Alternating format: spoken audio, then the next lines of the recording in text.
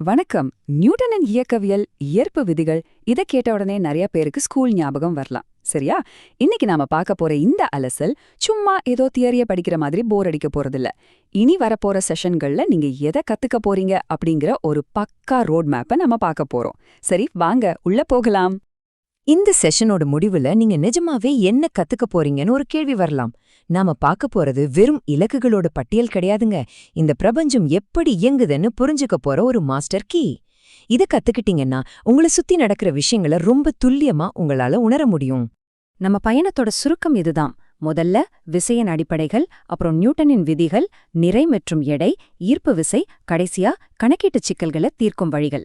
சிம்பிளா சொல்லணும்னா, நம்ம அன்றாட வாழ்க்கையில நடக்கிற சாதாரண விஷயங்கள்ல ஆரம்பிச்சு பிரபஞ்ச அளவிலான ஈர்ப்பு விசை வரைக்கும் நம்ம பயணம் படிப்படியா விரிவடைய போகுது.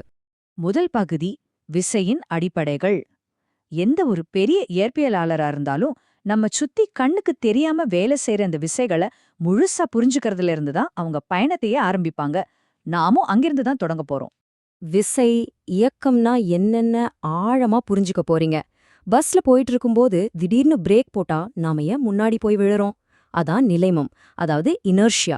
இனர்ஷியா அது எப்படி வேலை செய்யுது, அதோட வகைகள் என்னென்னு அக்குவேரா ஆணிவேரா தெரிஞ்சுக்க போறோம். இதுதான் உங்க பிசிக்ஸ் நாலேஜ்க்கான முதல் அடித்தளம். அடுத்து பகுதி 2, நியூட்டனின் விதிகள் மற்றும் வரையறைகள். இது அடுத்த கட்ட பாய்ச்சல். சாதாரண அடிப்படை விஷயங்கள்லிருந்து தாண்டி இந்த உலகத்தையே இயக்குற அந்த முக்கியமான விதிகளுக்குள்ள நாம இப்ப நுழைய போறோம். இதுல ஒரு முக்கியமான மைல்கல் இருக்கு. நியூட்டனோட அந்த புகழ்பெற்ற 3 விதிகளையும் எந்த தயக்கமும் இல்லாம ரொம்ப தெளிவா உங்களால சொல்ல முடியும். இந்த 3 விதிகளும் தெரிஞ்சாலே போதுங்க, உலகத்தோட பாதி ரகசியங்கள் உங்களுக்கு புரிஞ்சிடும். அடுத்தபடியா விசை, அதாவது ஃபோர்ஸ். இது ஏதோ புத்தகத்துல இருக்கிற ஒரு வார்த்தை கிடையாது. இந்த ஒட்டுமொத்த உலகத்தையும் அது எப்படி இயக்குதுன்னு ரொம்ப துல்லியமா நீங்க வரையறுக்க கத்துக்க போறீங்க. இது உலகத்தை பாக்குறவங்க பார்வையே மாத்திடும். அப்புறம் உந்தம், அதாவது மொமெண்டம். வேகமா வர்ற ஒரு சின்ன துப்பாக்கி குண்டு, மெதுவா நடந்து வர்ற ஒரு பெரிய யானை, இது ரெண்டுக்கும் நடுவுல இருக்கிற உந்தம் என்ன? நகர்ற பொருட்களோட இந்த ரகசியத்தை நீங்க ஈஸியா புரிஞ்சுக்கலாம். ஒரு கிரிக்கெட் பேட்டால பந்த ஓங்கி அடிக்கிற அந்த ஒரு நொடி, அதுதான் கணத்தாக்கு. சிம்பிளா சொல்லணும்னா இம்பல்ஸ். ரொம்ப குறுகிய வினாடியில செயல்படுற அந்த மிகப்பெரிய விசையோட அறிவியலை இதுல பாப்போம். 3வது பகுதி நிறை, எடை மற்றும் உந்தம். இது ரொம்பவே சுவாரஸ்யமான பகுதி. ஏன்னா தினமும் நாம யூஸ் பண்ற வார்த்தைகள்ல இருக்கிற தவறான புரிதல்களை உடைச்சிட்டு உண்மையான அறிவியலை இதுல ஆராய போறோம். இத ரொம்ப இன்ட்ரெஸ்டிங்கான விஷயம். நீங்க பூமியில இருந்தாலும் சரி, நிலாவுல இருந்தாலும் சரி, உங்க நிறை, அதாவது மாஸ் மாறவே மாறாது. ஆனா உங்க எடை, அதாவது வெயிட் கண்டிப்பா மாறும். இது ரெண்டும் ஒண்ணு கிடையாதுங்கிறத நீங்க தெளிவா பிரிச்சு பார்க்க கத்துப்பீங்க. பொருட்கள் ஒன்னோடு ஒன்னு மோதிக்கும்போது நிஜமா என்ன நடக்கும்? பிரபஞ்சத்துல இயக்கம் எப்படி பாதுகாக்கப்படுது அப்படிங்கறத இந்த உந்தமாரா கோட்பாடு ரொம்ப அழகா விளக்கும். இத பத்தி நாம ஆழமா ஆராய போறோம். 4வது பகுதி ஈர்ப்பு மற்றும் எடையின்மை. இவ்ளோ நேரம் பூமியில நடக்கிறத பத்தி பேசின நாம இப்போ நம்ம பார்வைய அப்படியே பிரபஞ்ச அளவுக்கு பெருசாக்க போறோம். ஸ்கேல் ரொம்ப பெருசு இப்போ. எவரெஸ்ட் சிகரத்தோட உச்சிலையும் பூமியோட ஆழமான சுரங்கத்திலையும் ஈர்ப்பு விசை ஒரே மாதிரி இருக்குமா? கண்டிப்பா கிடையாது. உயரமும் ஆழமும் மாறும்போது புவியீர்ப்பு முடுக்கம்னு சொல்ற ஜியோட மதிப்பு எப்படி மாறுதுன்னு தெரிஞ்சுப்பீங்க. கூடவே பிரபஞ்ச ஈர்ப்பு விதியையும் ரொம்ப ஈஸியா புரிஞ்சுப்பீங்க. விண்வெளியில ஈர்ப்பு விசை இல்லைன்னு நீங்க நினைச்சிட்டு இருந்தா அது பெரிய தப்பு. அப்புறம் எப்படி விண்வெளி வீரர்கள் மட்டும் மிதக்குறாங்க? இடையின்மை, அதாவது வெயிட்லெஸ்னஸ்க்கு பின்னாடி இருக்கிற அந்த உண்மையான ரொம்ப நுட்பமான காரணத்தை நீங்க கண்டிப்பா ஆச்சரியப்படுற மாதிரி தெரிஞ்சுப்பீங்க. இப்போ நம்மளுடைய கடைசி பகுதிக்கு வந்தாச்சு. பகுதி 5, கணக்கீட்டு சிக்கல்களை தீர்த்தல். இது உங்க கற்றல் பயணத்தோட மிக முக்கியமான கட்டம். இயக்கவியலை எப்படி செயல்முறைப்படுத்துறதுன்னு பார்க்க போறோம். இதுவரைக்கும் நீங்க படிச்ச தியரி எல்லாத்தையும் நிஜமான எண்களோட பொருத்தி பார்க்க போற இடம் இதுதான். நியூட்டனோட கருத்துக்களை பயன்படுத்தி எப்படிப்பட்ட கணக்கீட்டு சிக்கல்களையும் உங்களால ரொம்ப ஈஸியா சால்வ் பண்ண முடியும். வெறும் தியரியா மட்டும் இல்லாம அறிவியலோடவே நீங்க விளையாட போறீங்க. ஆக நீங்க என்ன கத்துக்க போறீங்கங்கிற ஒட்டுமொத்த வரைபடமும் இப்போ உங்களுக்கு தெளிவா புரிஞ்சிருக்கும். இந்த பிரபஞ்சத்தோட இயக்கவியலை முழுமையா மாஸ்டர் பண்ண நீங்க தயாரா? இனிமே ஒரு ஆப்பிள் மரத்திலிருந்து கீழே விழுறத பார்த்தாலோ இல்ல ராத்திரியில நிலாவை பார்த்தாலோ உங்க கண்கள் அங்க என்ன விசை செயல்படுதுன்னு தானாதே தேட ஆரம்பிக்கும். அந்த புதிய பார்வையோட நம்ம பயணத்தை தொடங்கலாமா? நீங்க எப்போவாவது நெடுஞ்சாலையில ரொம்ப வேகமா கார்ல போயிட்டு இருக்கும்போது திடீர்னு பிரேக் போட்டா என்ன நடக்கும்னு கவனிச்சிருக்கீங்களா? உடம்பு அப்படியே முன்னாடி போகும். ஆமா ஆமா, உங்க உடல் தானாகவே கொஞ்சம் முன்னோக்கி தள்ளப்படும். அல்லது உங்க கையில இருக்கிற ஒரு காஃபி கப்ப தவறுதலா கீழே விழுந்து சுக்குநூறா உடையுதுன்னு வச்சுக்குவோம். அது ரொம்ப சாதாரணமா நடக்கிற விஷயம் தானே. கண்டிப்பா, இதையெல்லாம் நம்ம தினமும் பாக்குறோம். ஆனா நான் உங்ககிட்ட ஒரு விஷயம் சொல்றேன். உங்க காஃபி கப்ப கீழே விழ வைக்கிற அதே கண்ணுக்கு தெரியாத கயிறு தான் வானத்துல இருக்கிற நிலவு பூமியை விட்டு விலகி போகாம அதையும் சுத்தி வர வச்சுக்கிட்டு இருக்கு அப்படின்னு சொன்னா உங்களால நம்ப முடியுமா? கேட்கறதுக்கு ரொம்ப ஆச்சரியமா இருந்தாலும் அதாவது அதுதான் 100% உண்மை. நாம சாதாரணமா கடந்து போற ஒவ்வொரு நிகழ்வுக்கு பின்னாலும் ஒரு பிரபஞ்சத்தோட மிக சிக்கலான ஆனா ரொம்ப துல்லியமான சில விதிமுறைகள் செயல்பட்டுக்கிட்டு இருக்கு. நிஜமாவே அதெல்லாம் ஒரு பெரிய மேஜிக் மாதிரி தான் இருக்கு. அதேதான். இன்னைக்கு நாம அலச போற விஷயம் அந்த விதிமுறைகளை உருவாக்குன நியூட்டனின் இயக்கவியல் மற்றும் ஈர்ப்பு விதிகளின் கோட்பாடுகள் பற்றிய ஆழமான பார்வைதான். இது ஏதோ ஒரு அறிவியல் தியரி கிடையாது. இந்த ஒட்டுமொத்த பிரபஞ்சமும் எப்படி வேலை செய்யுதுன்னு புரிஞ்சிக்க பயன்படுற என்ன சொல்றது ஒரு மாஸ்டர் ப்ளூ பிரிண்ட் அப்படின்னே சொல்லலாம். எப்பொழுதும் புதிதாக ஏதாவது ஒரு விஷயத்த கத்துக்க ஆர்வமா இருக்கிற உங்களுக்கு, அதாவது இத கேட்டுக்கிட்டு இருக்கிற உங்களுக்கு இது ஒரு செம்ம ட்ரீட்டா இருக்க போகுது. ஏன்னா இந்த குறிப்புகளை படிக்கும் போதே எனக்கே பல இடங்கள்ல அப்படியா அப்படிங்கிற மாதிரி தோணுச்சு. நிறைய பேருக்கு அந்த ஃபீல் வரும். விசை, இயக்கம், ஈர்ப்பு விசைன்னு எல்லாமே வேற வேற விஷயங்கள் மாதிரி தெரிஞ்சாலும் இது எல்லாமே ஒன்னோட ஒன்னு எப்படி பின்னி பிணைஞ்சிருக்குன்னு நாம இன்னைக்கு பார்க்க போறோம். சரி, இந்த பிரபஞ்சத்தோட ரூல் புக்க நாம எங்க இருந்து ஓபன் பண்ணலாம்? எந்த ஒரு சிக்கலான விஷயத்தை புரிஞ்சுக்கிறதா இருந்தாலும் நாம முதல்ல பேசிக்கான அடித்தளத்திலிருந்து தான் ஆரம்பிக்கணும். அதனால இந்த குறிப்புகளும் முதல்ல விசை, அதாவது ஃபோர்ஸ், மற்றும் இயக்கம், மோஷன் அப்படிங்கிற 2 விஷயங்கள்ல இருந்து தான் ஆரம்பிக்குது. ஓகே, பேசிக்ஸ்ல இருந்து போலாம். ஆமா, நியூட்டனோட விதிகளை பத்தி பேசுறதுக்கு முன்னாடி முதல்ல ஒரு பொருள் ஏன் நகருது, ஏன் நிக்குது அப்படிங்கிற அடிப்படை மெக்கானிசம் நமக்கு தெரியணும். ஒரு நிமிஷம், எனக்கு இங்க ஒரு சின்ன சந்தேகம். விசை, இயக்கம் இது ரெண்டும் ரொம்ப சிம்பிள் தானே. ஒரு நாற்காலியை நான் தள்ளுறேன், அது விசை. அந்த நாற்காலி நகருது, அது இயக்கம். இதுல என்ன இவ்ளோ பெரிய அறிவியல் ஒளிஞ்சிருக்கு? இதுல நிலைமம் அப்படின்னு வேற அடிக்கடி வருதே குறிப்புகள்ல, அதுக்கும் எடைக்கும் என்ன வித்தியாசம்?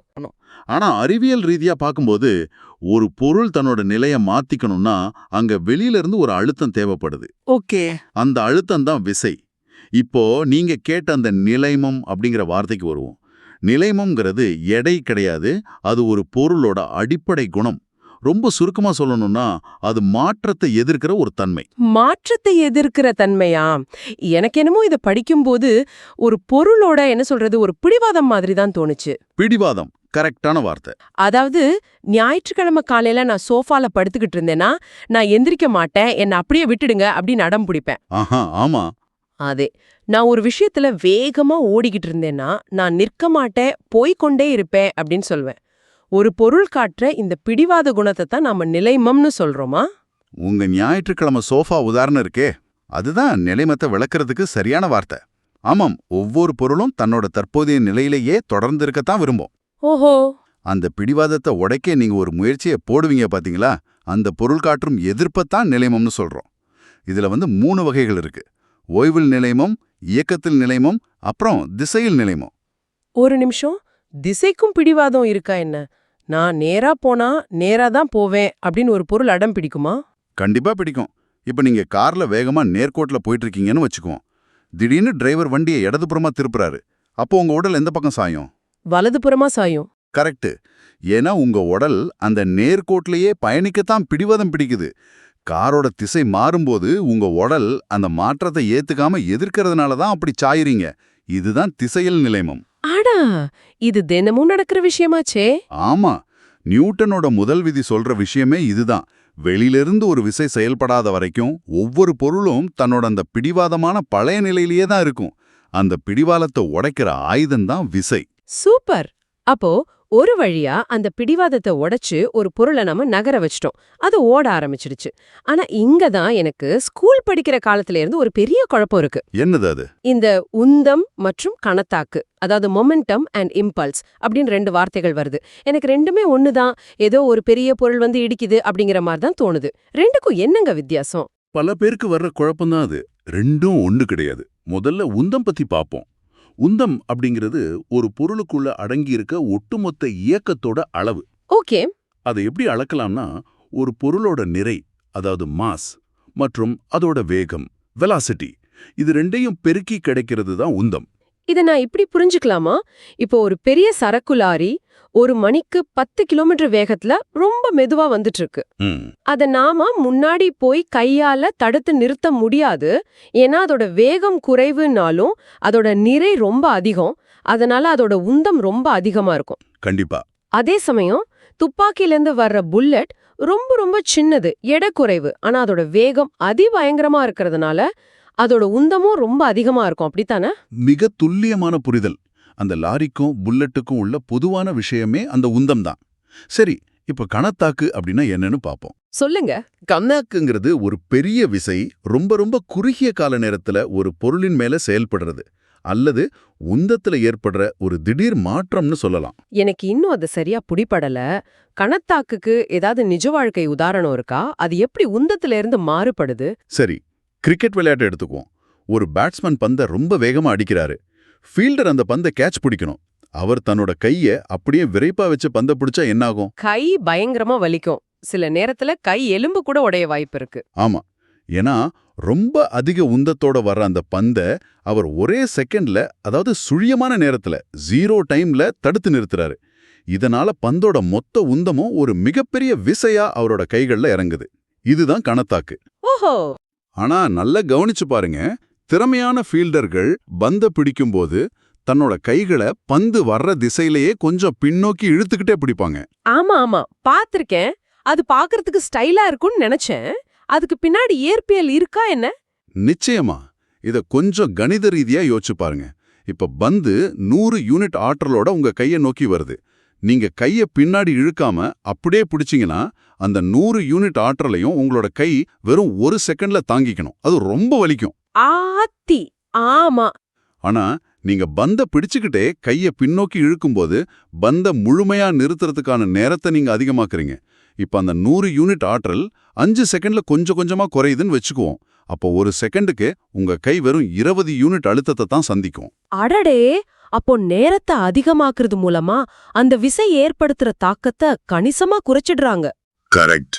அவர் பந்த மட்டும் இழுக்கல, அந்த உந்தம் 0 ஆகுறதுக்கான நேரத்தை நீட்டிக்கிறாரு. இது நிஜமாவே செம்ம இன்ட்ரெஸ்டிங்கா இருக்கு. அந்த கிரிக்கெட் வீரருக்கு நியூட்டன் விதி தெரியுதோ இல்லையோ, அவரோட மூளை கணத்தாக்கு கான்செப்ட ரொம்ப பெர்ஃபெக்ட்டா பயன்படுத்துது. அதுதான் இயற்கையோட அழகு. சரி, இதுவரைக்கும் நாம நேர்கோட்டுல நகர்ற பொருட்கள், அதோட பிடிவாதம், விசை, கணத்தாக்குன்னு பல விஷயங்களை பார்த்துட்டோம். ஆனா இது எல்லாத்தையும் தாண்டி இந்த பிரபஞ்சத்தையே கட்டி போட்டு வச்சிருக்கிற ஒரு மாபெரும் சக்தி ஒன்னு இருக்கு. அதுதான் ஈர்ப்பு விசை, அதாவது கிராவிட்டி. ஈர்ப்பு விசைன்னு சொன்னதுமே நியூட்டன் ஆப்பிள் மரத்துக்கடியில உட்கார்ந்திருந்த கதை தான் ஞாபகத்துக்கு வருது. ஆனா ஒரு ஆப்பிள் மரத்திலிருந்து கீழே விழுறது ஒரு பெரிய ஆச்சரியமா என்ன? அது எல்லாருக்கும் தெரிஞ்ச சாதாரண விஷயம் தானே.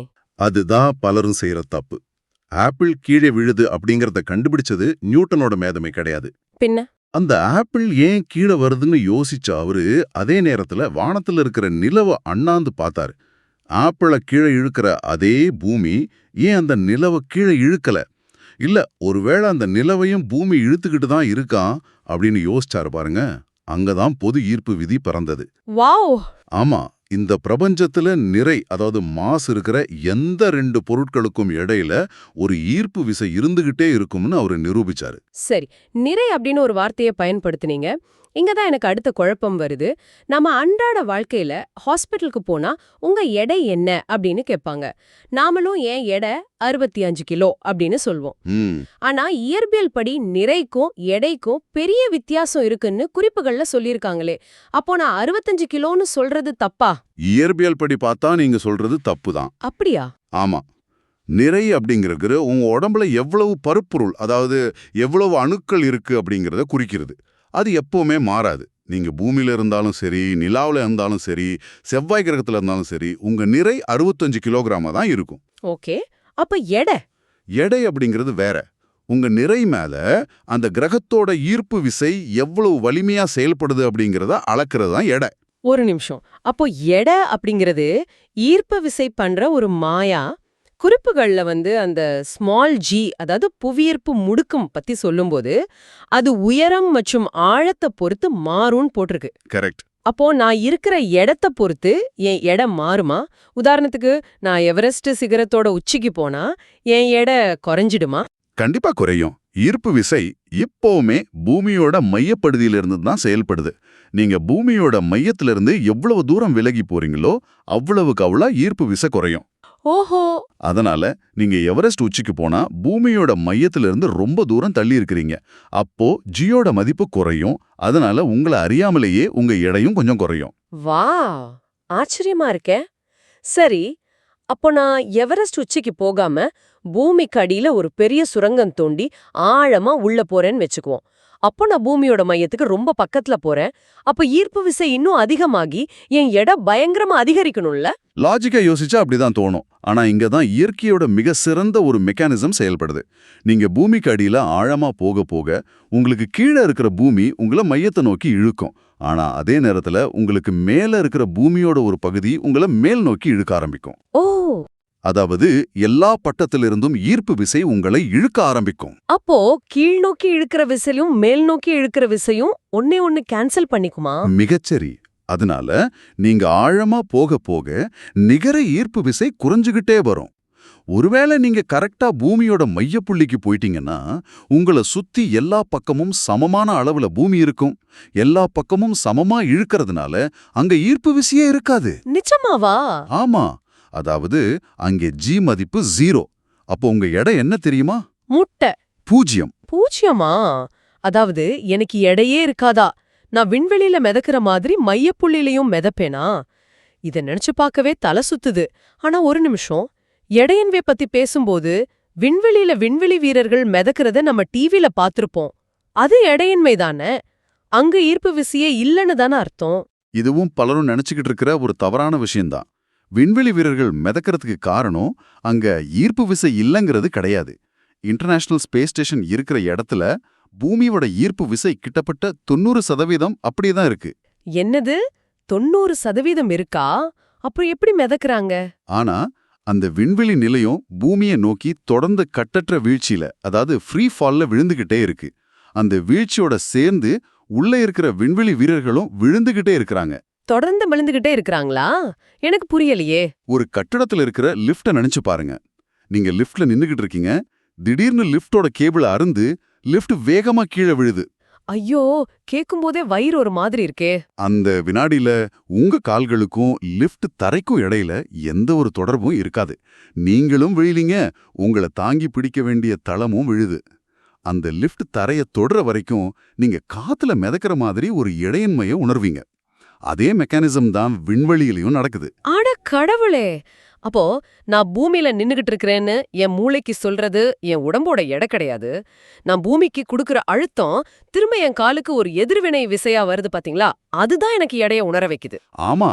அந்த எதிர்வினை விசை இல்லாதப்போ நான் எடையின்மைய உணர்றேன். இது அப்படியே நியூட்டனோட 3ஆம் விதியோட பொருந்தி போகுதே. சரியா புடிச்சிட்டீங்க. ஒவ்வொரு வினைக்கும் சமமான எதிர்வினை உண்டு. அந்த எதிர்வினை தான் நீங்க நிக்கிறீங்க அப்படிங்கிற உணர்வையே உங்களுக்கு கொடுக்குது. ஓகே, இப்ப விசை, உந்தம், ஈர்ப்பு விசை, எடை எல்லாமே எப்படி கனெக்ட் ஆகுதுன்னு எனக்கு புரிஞ்சிடுச்சு. ஆனா இவ்ளோ விஷயங்கள் ஒன்னு தள்ளுது, இழுக்குது. அப்போ இதுக்கெல்லாம் பயன்படுத்தப்படுற அந்த ஒட்டுமொத்த ஆற்றல் அல்லது உந்தம் கடைசியில எங்கதான் போகுது? இது எல்லாத்தையும் பேலன்ஸ் பண்றதுக்கு ஏதாவது சட்டம் இருக்கா? நிச்சயமா இருக்கு. அதுதான் உந்த அழிவின்மை விதி. இயற்கையில எந்த ஒரு புறவிசையும் செயல்படாதப்போ ஒரு அமைப்புல இருக்கிற ஒட்டுமொத்த உந்தம் எப்பவுமே மாறாம நிலையாகவே இருக்கும். உந்தத்தை அழிக்கவும் முடியாது, ஆக்கவும் முடியாது. அது ஒரு இடத்திலிருந்து இன்னொரு இடத்துக்கு பரிமாற்றம் மட்டும்தான் செய்யப்படும். இது தியரியா கேட்க நல்லா இருக்கு. ஆனா இத புரிஞ்சுக்கிற மாதிரி ஒரு உதாரணம் சொல்ல முடியுமா? கண்டிப்பா. நீங்க ஆத்துல ஒரு சின்ன படகுல நின்னுகிட்டு இருக்கீங்க. படகு எதிலையும் கட்டி வைக்கப்படல. நீங்க படகுல இருந்து முன்னாடி கரையை நோக்கி குதிக்கிறீங்க. அப்போ படகு என்ன ஆகும்? படகு கண்டிப்பா பின்னாடி நோக்கி நகரும். ஏன் அப்படி நகருது? ஏன்னா நீங்க குதிக்கிறதுக்கு முன்னாடி நீங்களும் படகும் அமைதியா இருந்தீங்க. ஒட்டுமொத்த உந்தம் 0வா இருந்துச்சு. நீங்க முன்னாடி குதிக்கும்போது உங்களுக்கு ஒரு முன்னோக்கிய உந்தம் கிடைக்குது. ஓகே. இப்ப ஒட்டுமொத்த உந்தத்தை மறுபடியும் 0வா மாத்தணும்னா இயற்கை என்ன பண்ணும்? உங்களோட முன்னோக்கிய உந்தத்துக்கு சமமான ஒரு பின்னோக்கிய உந்தத்தை படகுக்கு கொடுக்கும். அதனாலதான் படகு பின்னாடி நகருது. இதுதான் உந்த அழிவின்மை விதி. ஓ, இது எனக்கு தீபாவளிக்கு விடுற ராக்கெட்டை ஞாபகப்படுத்துது. ராக்கெட்ல இருக்கிற எரிபொருள் பத்தி எரியும்போது புகையும் நெருப்பும் பயங்கர வேகத்துல கீழ்நோக்கி தள்ளப்படுது. அப்போ அங்க ஒரு மிகப்பெரிய கீழ்நோக்கிய உந்தம் உருவாகுது. கரெக்ட். அந்த உந்தத்தை ஈடுகட்ட அதே அளவு உந்தத்தோட ராக்கெட் மேல் நோக்கி பாஞ்சு போகுது. இது உந்த அழிவின்மை விதியும் நியூட்டனோட 3ஆம் விதியும் சேர்ந்து பண்ற ஒரு மேஜிக் தானே? மிக அருமையான கனெக்ஷன். ராக்கெட்டோட இடக்கத்துக்கு இதுதான் அடிப்படை. இயற்கை எப்பவுமே தன்னோட கணக்க ரொம்ப சரியா பேலன்ஸ் பண்ணி வச்சுக்கும் அப்படிங்கிறதுக்கு இது ஒரு சிறந்த உதாரணம். கணக்குன்னு நீங்க சொன்னதுதான் எனக்கு குறிப்புகள்ல இருக்கிற கடைசி டாபிக் ஞாபகத்துக்கு வருது.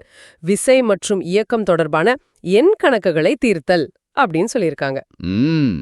இயற்பியல்ல இவ்ளோ சுவாரஸ்யமான கதைகள், கான்செப்ட்கள் இருக்கும்போது எதுக்கு இந்த மேக்ஸ் உள்ள வருது? இது ஸ்டூடெண்ட்ஸை கஷ்டப்படுத்துறதுக்காகவா? நிறைய பேர் அப்படிதான் நினைக்கிறாங்க. ஆனா கணிதம்ங்கிறது இயற்பியலோட மொழி.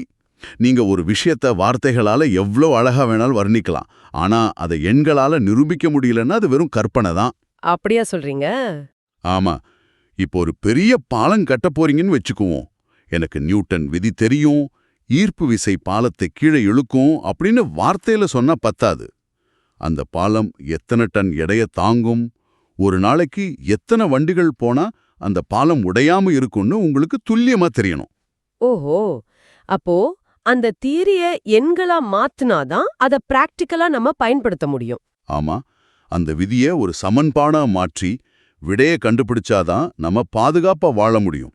அதனால எண் கணக்குகளை தீர்க்கிறது அப்படிங்கிறது அறிவை நிஜ உலக பயன்பாட்டுக்கு மாத்திர ஒரு கருவி மூலமா இயங்குதுன்னு புரிஞ்சுக்கிட்ட மாதிரி ஒரு ஃபீல் கொடுக்குது. அந்த பிரேக் போடுற கார்ல ஆரம்பிச்சு கையில இருந்து விழுற காஃபி கப்பு, கிரிக்கெட் வீரரோட கேட்ச், ராக்கெட், அப்புறம் பூமிக்கு அடியில மையத்துல இருக்கிற எடையின்மைன், நம்ம பல விஷயங்களை தாண்டி வந்திருக்கோம்.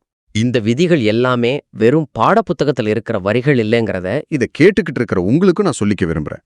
நீங்க நடக்கிற ஒவ்வொரு அடியிலையும், நீங்க தூக்கி போடுற ஒவ்வொரு பொருளையும், ஏன் உங்க இதய துடிப்புலையும் கூட இந்த இயற்பியல் விதிகளோட ஆட்சி தான் நடந்துகிட்டு இருக்கு. உண்மையாவே இது ஒரு ஆழமான அலசல் தான். ஆனா இந்த உரையாடலோட முடிவில் எனக்கு ஒரு சுவாரஸ்யமான, கொஞ்சம் தத்துவார்த்தமான ஒரு சிந்தனை வருது. சொல்லுங்க. நாம நம்மளோட எடைய ரொம்ப உண்மையான ஒன்றா, எப்பவுமே மாறாத ஒன்றா நினைச்சுக்கிட்டு இருக்கோம். ஆனா நாம எதை ரொம்ப கனமானது அல்லது நிலையானதுன்னு உறுதியா நம்புறோமோ அதுவே நாம இருக்கிற உயரத்தையோ அல்லது ஆழத்தையோ பொறுத்து மாறக்கூடியது. அதாவது அது ஒரு மாய மாதிரி செயல்படுது அப்படின்னு கொஞ்சம் ஆழமா சிந்திச்சு பாருங்க. இந்த பிரபஞ்சத்துல நாம ரொம்ப நிஜம்னு நம்புற மற்ற விஷயங்கள்ல எவையெல்லாம் உண்மையிலே உண்மையானவை, எவையெல்லாம் வெறும் ஈர்ப்பு விசை அல்லது நாம நிக்கிற இடம், நம்ம மூளையோட விளையாடுற மாயைகள். நெடுஞ்சாலையில பிரேக் பிடிக்கும் பொழுது நீங்க உணர்ற அந்த அதிர்ச்சி, உங்க கையிலிருந்து தவறி விழுந்த அந்த காஃபி கப், இதெல்லாம் உண்மையிலே பிரபஞ்சத்தோட எழுதப்படாத ஒப்பந்தங்களா, அல்லது நாம இருக்கிற இடத்த வச்சு ஈர்க்கை விளையாடுற ஒரு பிரம்மாண்டமான கணித விளையாட்டா? இத பத்தி இன்னைக்கு கொஞ்சம் யோசிச்சு பாருங்க.